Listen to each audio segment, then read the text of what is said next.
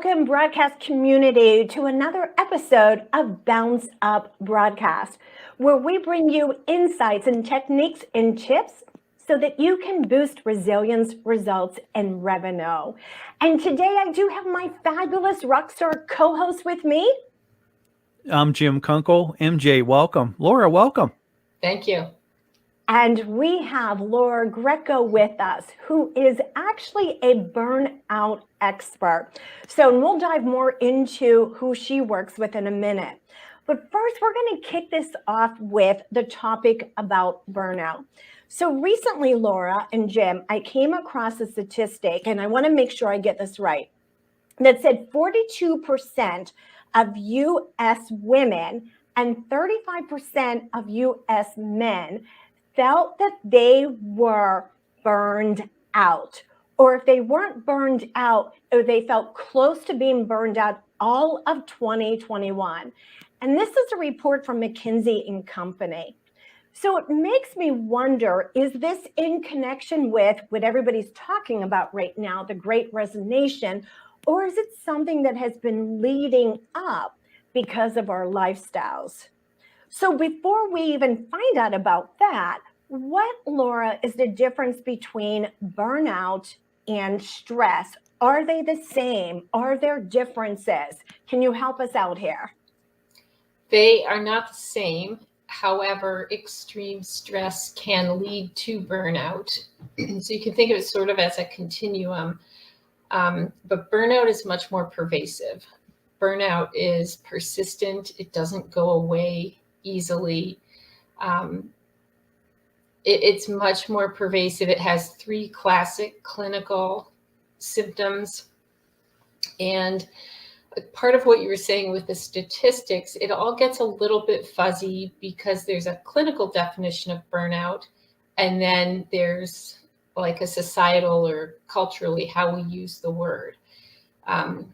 So the same way that we say I'm freezing or I'm starving to mean I'm cold or I'm hungry, culturally, we know what we mean when we hear that, but we're technically not freezing and not starving. At least when my peers say it, they're not starving. We're living in a first world country here.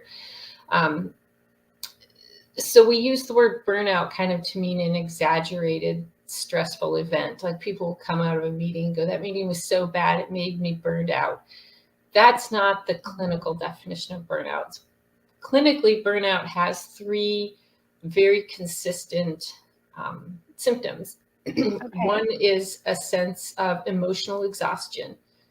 Okay. You dread work. You cannot pull yourself up. You have nothing left to give.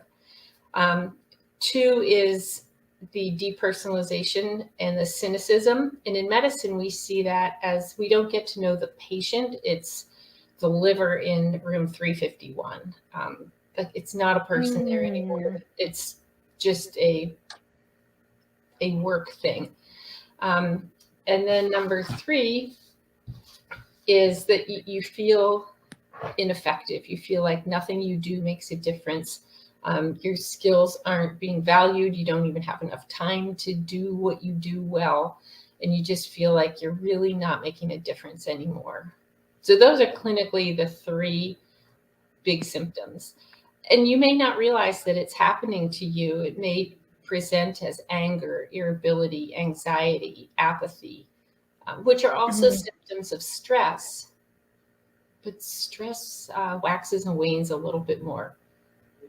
So I would say burnout is much more pervasive. I think it's great to have that clinical definition because a lot of times burnout is thrown around so many times. And the other thing too that, I want obviously I think we should talk about as well is that sometimes burnout is a negative thing, but really sometimes burnout could be more a call to help. Would you agree with that, or what's your opinion on that?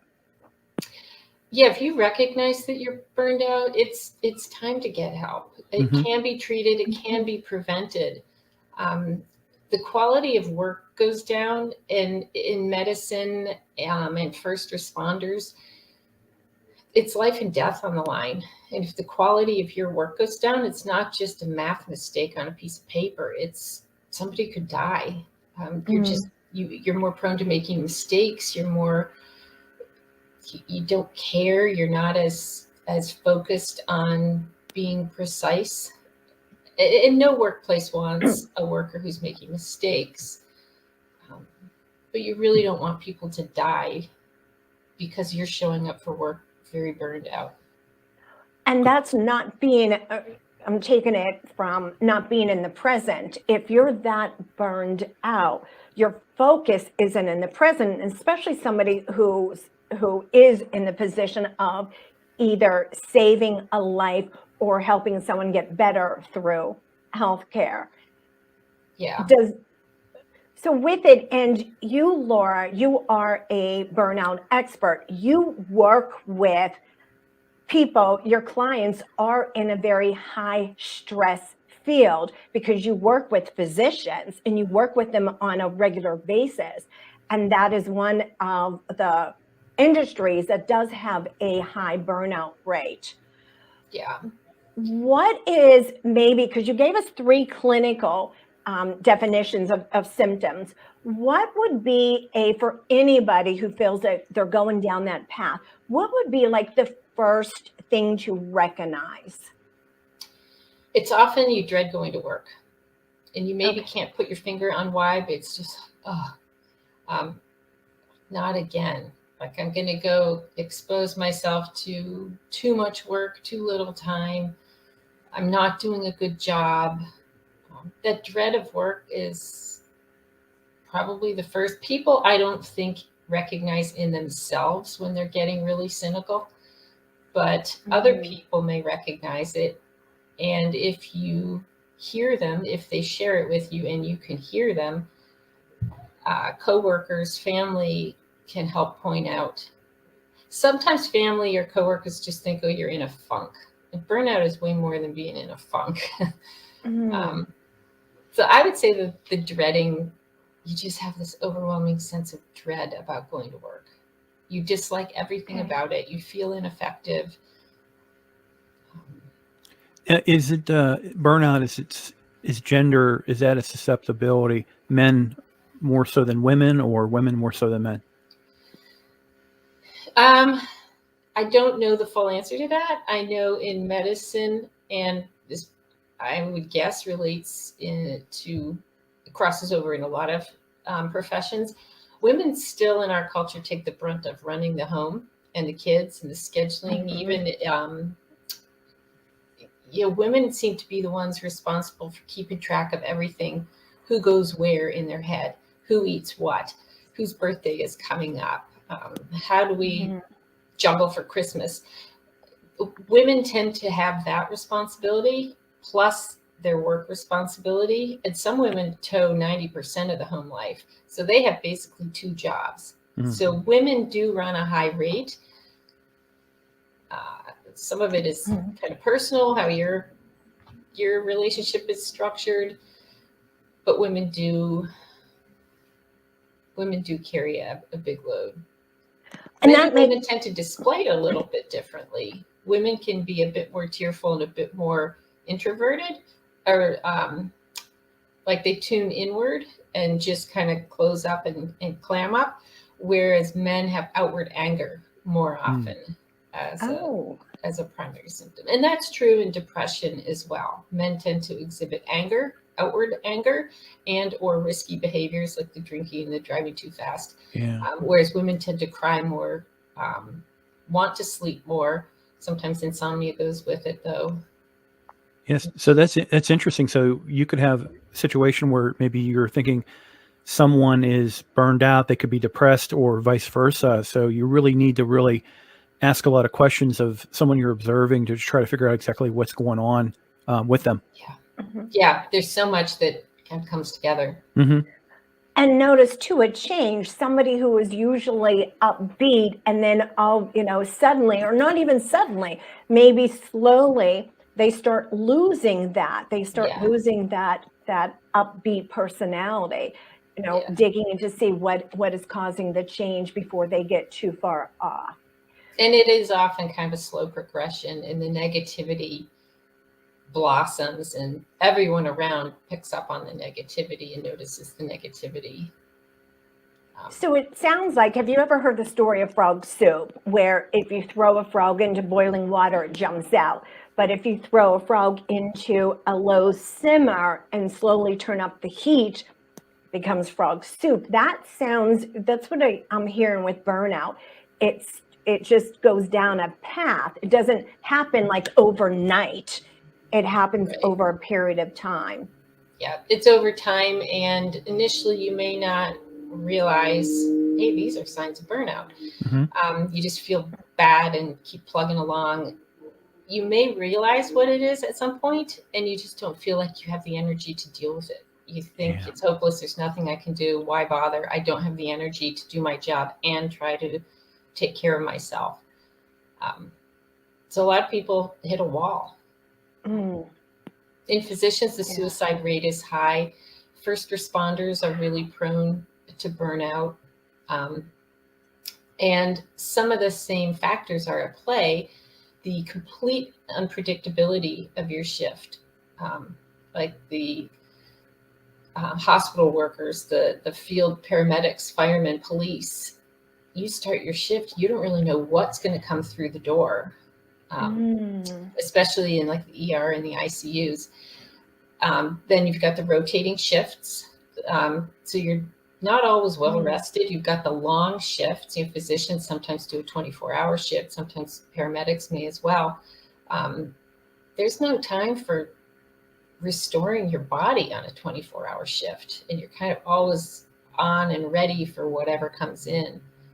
And the amount of energy that it would take, not only for your body to perform after, being on for 24 hours, but also the brain power it takes with it. Yeah. Which then, just hearing you say that, another statistic that I had pulled was 76% of U.S. healthcare workers reported they felt exhausted and burned out. And that's according to the National Institute for Healthcare Management Foundation.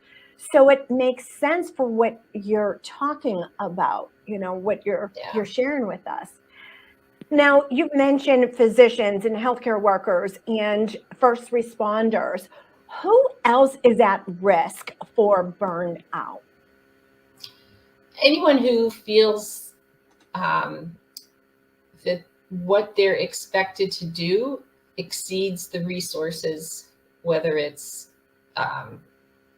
like having a computer and paper, or energy, or like financial resources, or things, support, whether it's people or technology.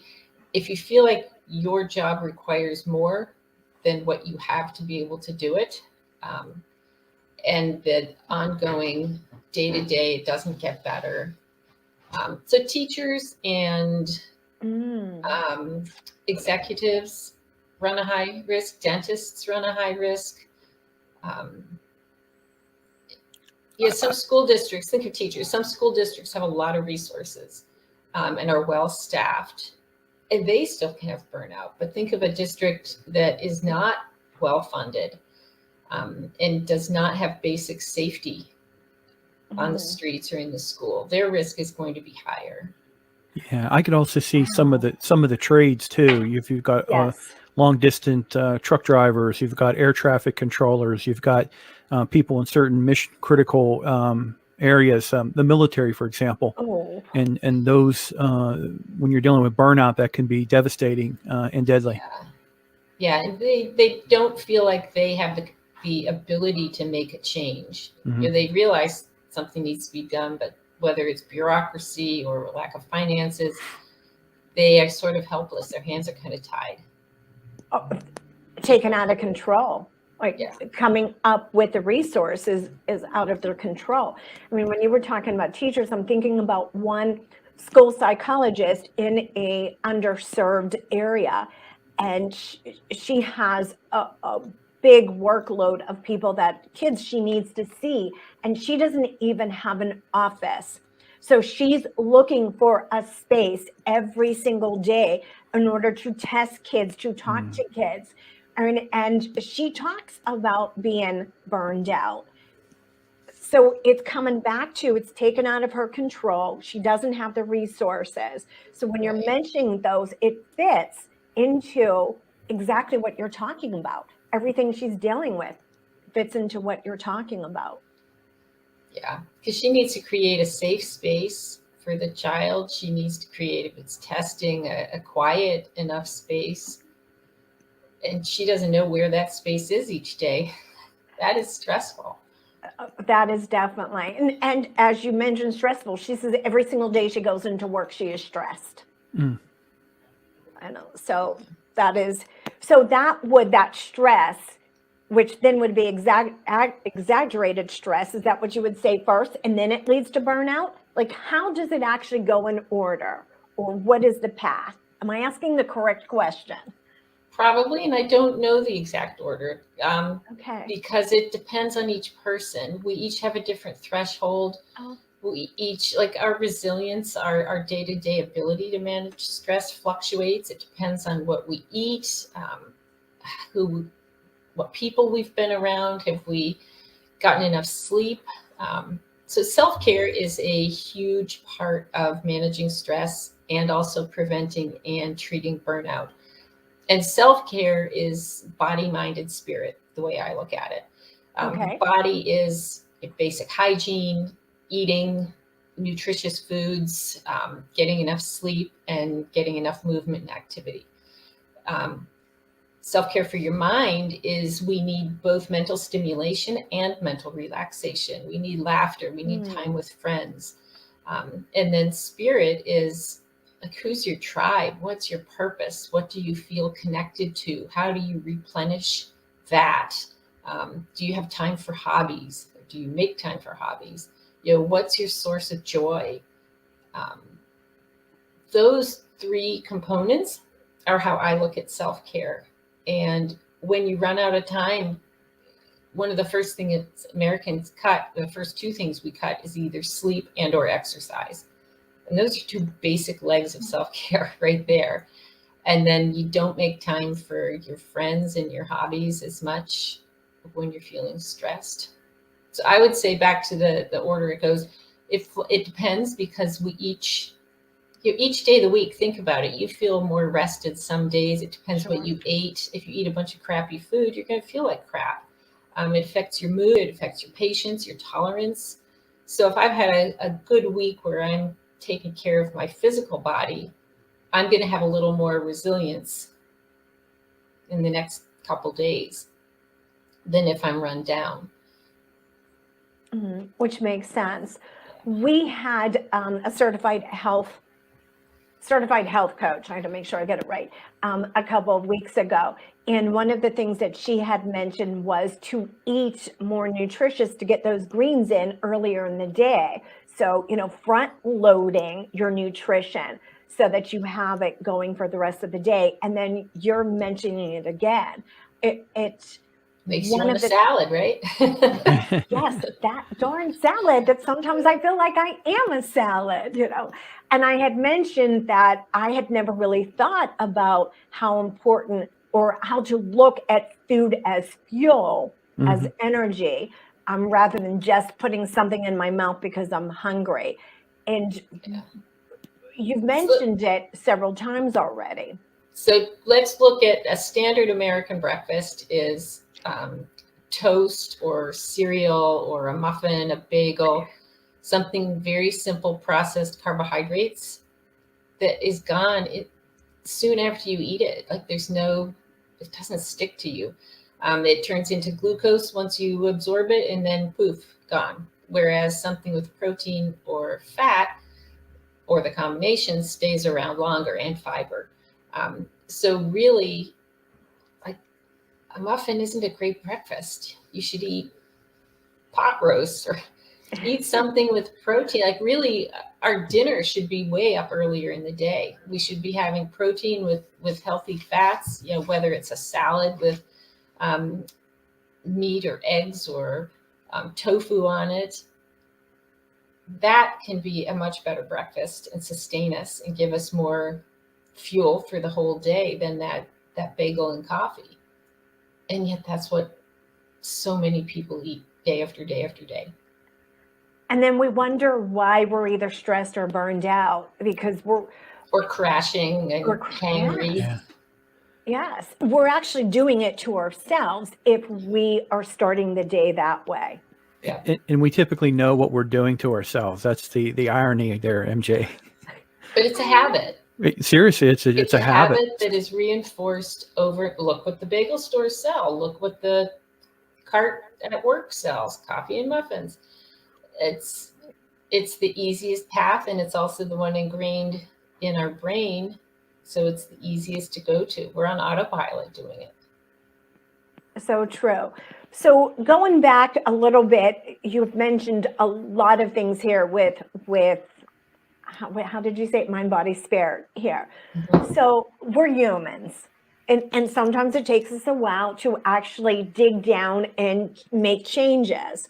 When it comes to either treating or preventing burnout, what would be like the first step, the first simple step someone can take who right now probably is heading down that path of burnout? So each of us are different, and each of us may know what to do, but not want to do it. So in talking with someone, I will always share what I think are the five kind of treatment steps to start with. Okay. And see which one resonates, which one they're more likely to want to start with. Because we each have preferences, and you might as well start where it feels a little easier. So those things the 5 things I promote are self-care.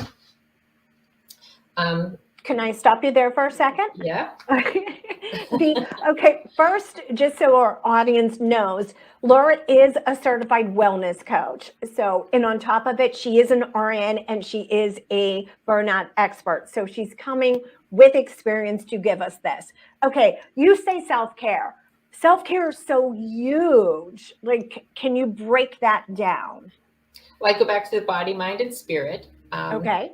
And if I talk about it like that, your body needs hygiene, sleep, movement, nutritious food. Your brain needs the mental stimulation, and in physicians, they got plenty of that. It's the mental relaxation. Talk about it is not relaxation. Like it's not a relaxation exercise to lie on the couch with beer in one hand and the remote in the other. That is not relaxation. That's escaping. That serves a purpose sometimes, but that is not truly resetting your nervous system. And we talk about hobbies and sense of joy. Most people know what they really need within there. Most people can self-identify that. Whether they want to act upon it is a different story. But if I lay it out, they can tell me what they most need. And what you most need on Monday may not be what you most need on Friday. Which that is intriguing. But makes sense, because by Friday, you have used so much energy and so much brain power. Whereas Monday, depending upon how you spent your weekend, Monday, you're coming in a different place. You have more energy, you have more brain power. So I want to scoot back to, you had mentioned, not to consider relaxation on the couch, watching TV with a beer. What does relax the mind and body? Actually being very present, being mindful,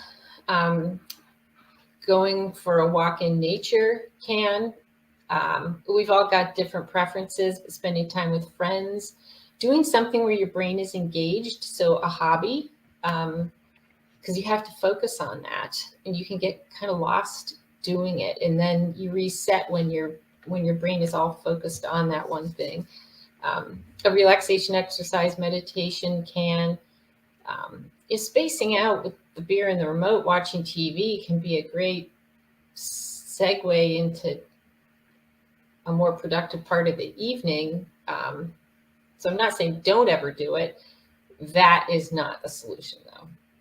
But things where you're actively engaged in what you're doing are much more restorative to your body and mind and nervous system.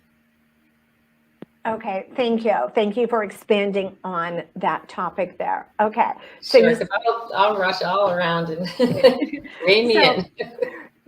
So that was step number 1. So what's the next one? Number 2 is actually, and these are in no particular order. Number 2 is compassion and self-compassion. And this is super hard for most people. It is easier for most people to practice compassion for others before they can practice it for themselves. But at some point, we need to get around to doing self-compassion. And that is basically treating ourselves as we would a friend. The things we tell ourselves, like, you're so dumb, you're a klutz, you'll never get that job, you'll never meet the right spouse, you're unlovable, you're this, you're that, you're too fat, you're too thin. We would never say that stuff to a friend. But we freely say it to ourselves, and that just isn't healthy.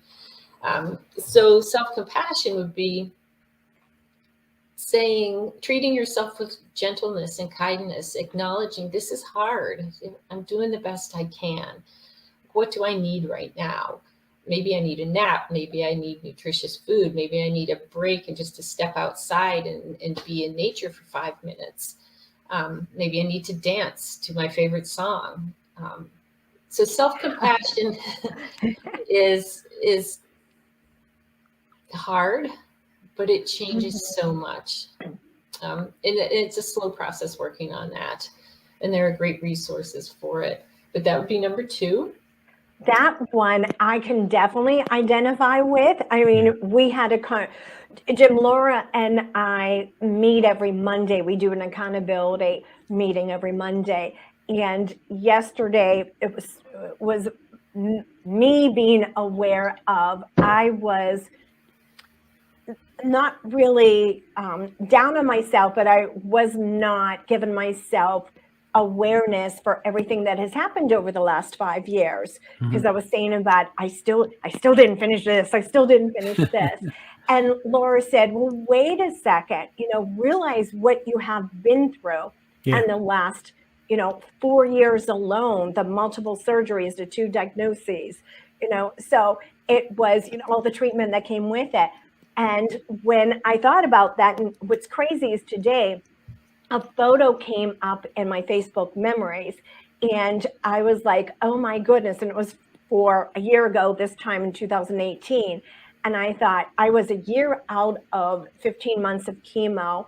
I had finished, I was 9 months from a tumor being removed on my parotid gland. And in 6 months, I would be diagnosed a second time. We said, oh my goodness. So I sent her a text message, and I'm like, oh my goodness, when I look at this picture and I think about it, it just reminds me of our conversation yesterday. And that is something that I will be more aware of, is that self-compassion, that I have not been, that type A personality that is, go, go, go, go. I will admit I'm an outcome junkie. So being aware of that self-compassion, Laura has been the one who is really, keeps reminding me of it. Slow down. Your perfectionism and type A personalities do probably run a higher risk of burnout, just because their nature, plunging fully into things and not slowing to take care of their body. I'm not a perfectionist. I will jump in and do something, but I am definitely, that outcome junkie. So, yes. Okay, so that's step 2. So, and I have to say, Jim also has a very strong work ethic. I will get emails from him, 1 o'clock in the morning. So I would have to say, Jim, when are you sleeping? You don't have to answer this live. No, I do admit that sometimes I need to shut the brain down. Like last night, I think it was 3 a.m. I popped up and sent out an email because it came up in my mind while I was sleeping. It's just something that I deal with all the time. So another option could be a notepad at the side of the bed. You never get out of bed. You never turn on a device. You just hold pen and paper, make a note so you remember it. Yeah, but I'd have to duplicate the action again. So I always come up with excuses. I know what you're saying, but I always come up with excuses. Why do it twice when I could do it once? But I think, now that I'm getting a little elderly here, it's starting to impact me more than when I was in my 20s and 30s. So yeah, we do not bounce back the same as we used to. Yeah, definitely not. Longer recovery time. there's all that, the blue screen, you know, how the Yeah. blue screen actually then prolongs us getting back to sleep again. Yeah. Yeah. And actually getting out of the bed can prolong it. Yeah. Mhm. Letting your mind be active, because you're wondering, is the email complete? It's not just making a note to yourself. It's actually typing a coherent email, proofreading it, all the steps with it.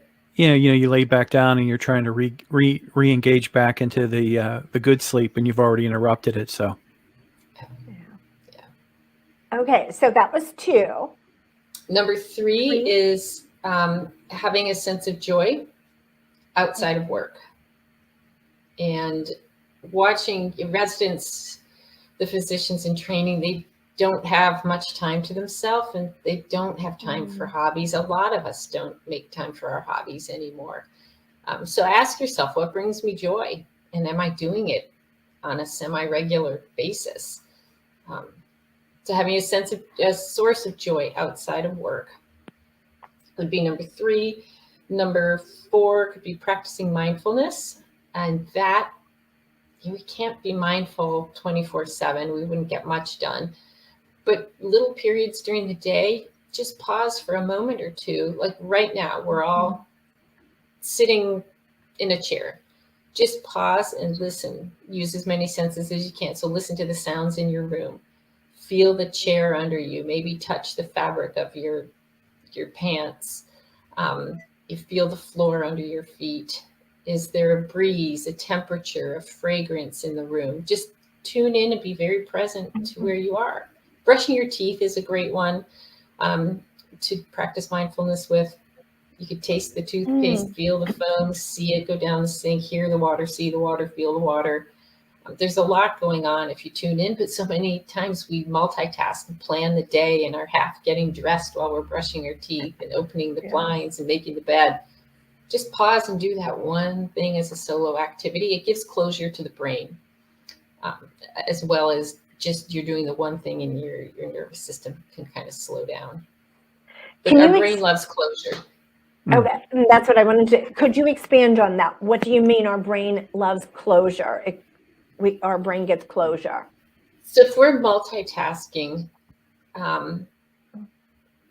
like I might be, say, I'm cooking dinner, watching the kids do homework, trying to send an email, listen to a podcast.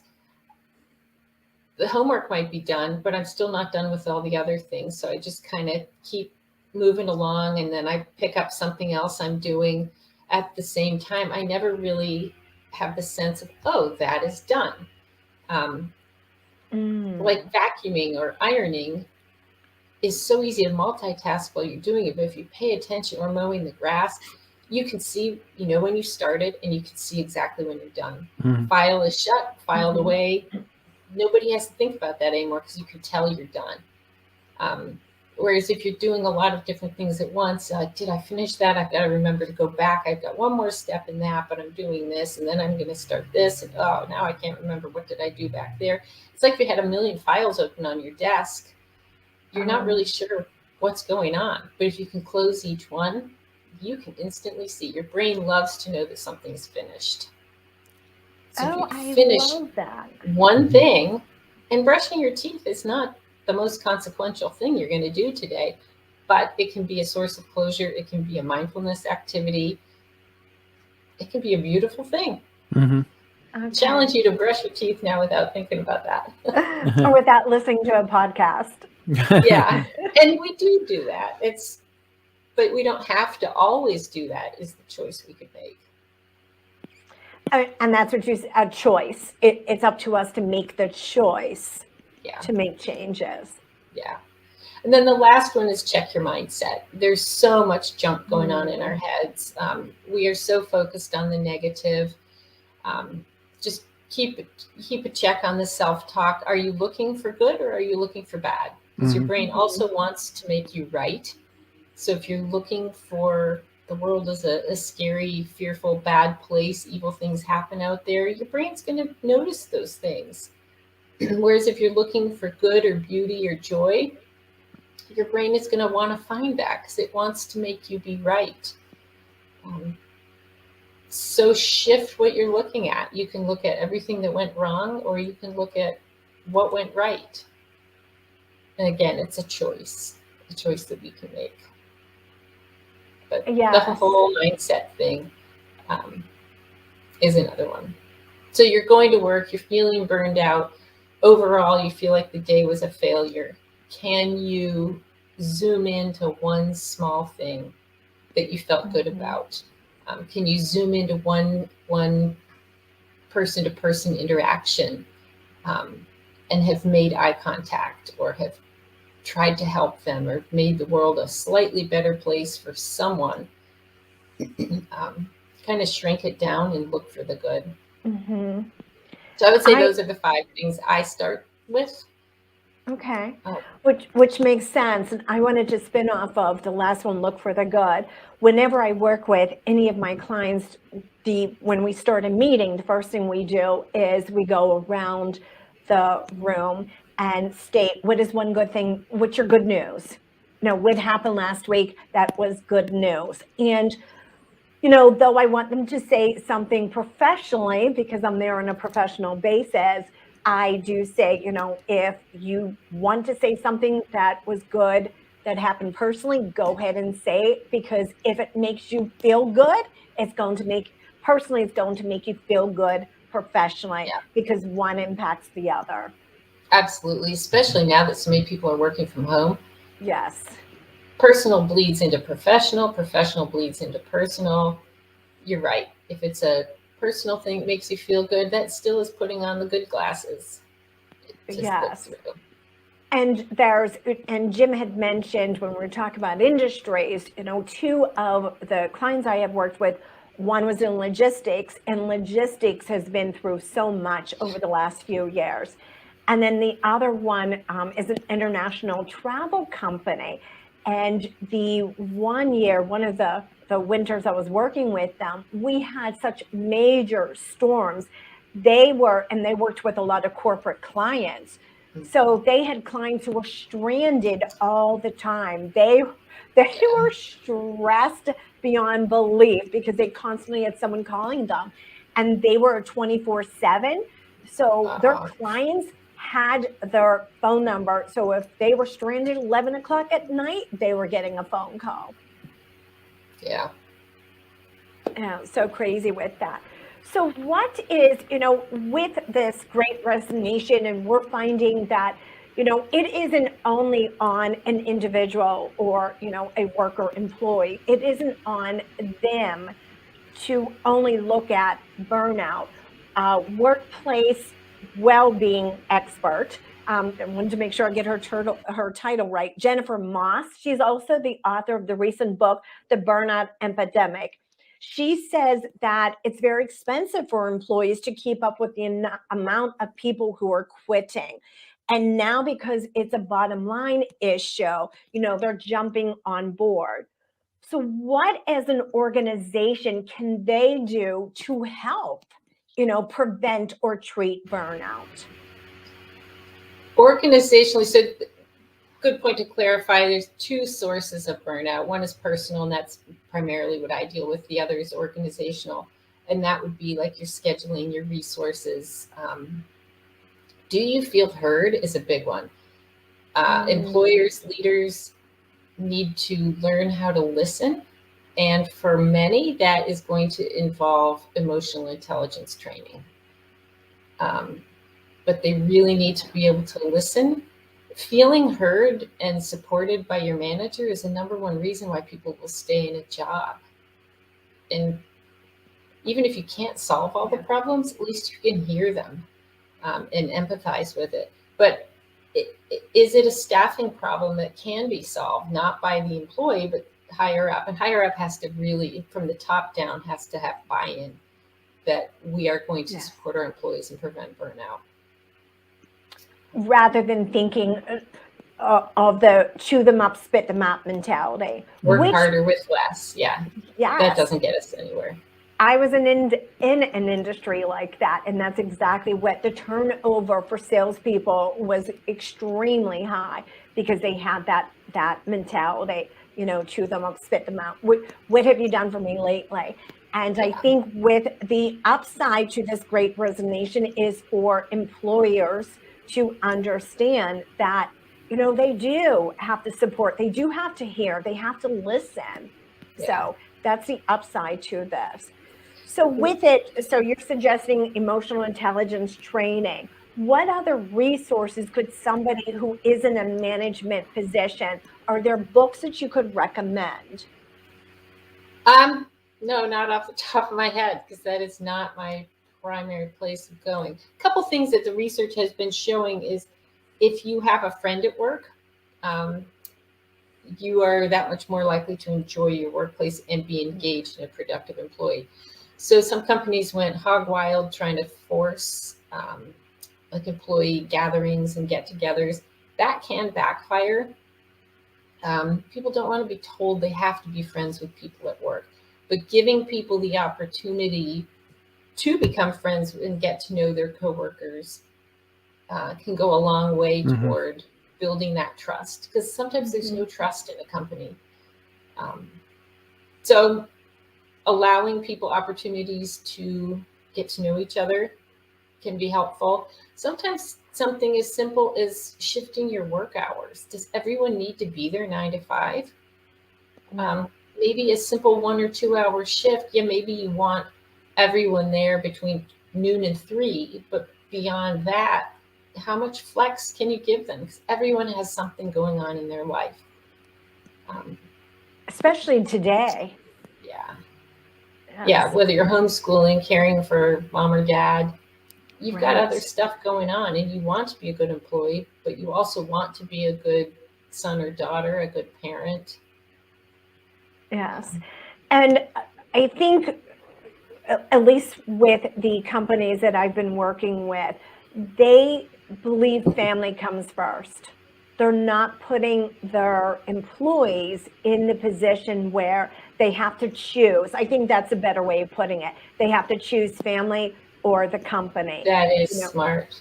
They're trying to mesh it so that they're happy at home and they are putting their family as a priority instead of making the company a priority. Good point. Encouraging staff to, like, if you have set work hours, encouraging them to honor that. Don't go home and be sending more emails and doing work for 3 hours from home. Like, that's your private time. Don't reward the employee who always goes above and beyond and works 24/7, because that sends a message that you really sort of like that. You want everyone to do that. Right. Be aware of how you treat all the employees, like the one who is always the squeaky wheel, who's always complaining about something and has projects pulled from them to ease their load. That's sending a message, and that's not equitable among all the other employees. Things like, it's sort of common sense, some of it, but it becomes a pattern and a habit at that workplace, and somebody no longer sees it happening. Sometimes having an outside set of eyes come in, whether it's coaching to support the staff, or whether it's somebody kind of doing 360 evaluations, or just a facilitator coming in and saying, are you aware this is like what it appears that your common go-to is for this, and there are other ways. And you had mentioned the facilitator. I have worked with a couple of companies where I am working with their team, not the executives, so then I can go back and I can relay some of the issues that came up. But having a third party come in to hear that and then report it with, it's an issue, but not pinpointing the person. That makes such a difference, and they can make such a bigger progress, by doing it that way, bringing someone from the outside in. And you've seen that with the companies you've worked with when you go in and you do lunch and learns. Yeah. I can be a neutral party. Yes. Or even when I used to go in the hospitals and be the mind body practitioner, just go around do little mini relaxation exercises, I could see what was going on because I wasn't really part of the culture, and that methodology wasn't embedded in my work. You just see it differently outside eyes. Yeah, definitely. One thing before we wrap up that I did want to mention, two classic treatments or solutions for burnout that people throw around that I don't put in my top 5 are quit your job, get a new one.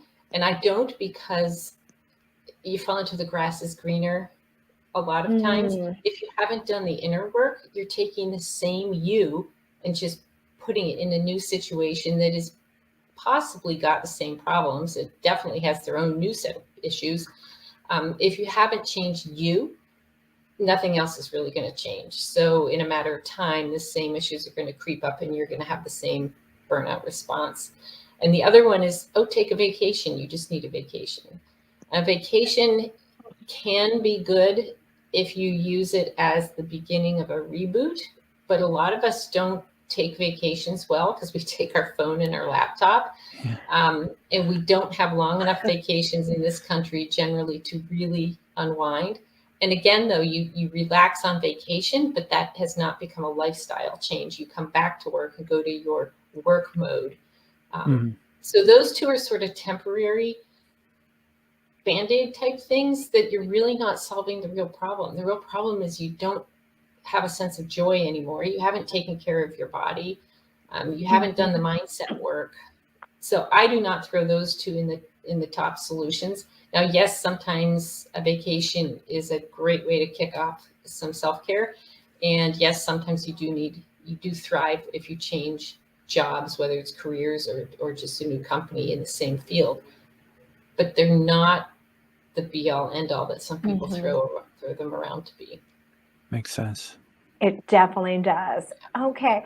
Before we wrap up, Jim, do you have any last thoughts or comments? I think I learned a lot of my stuff that I need to focus on and do, and I appreciate everything you've brought to at least my attention, Laura, and great topic today.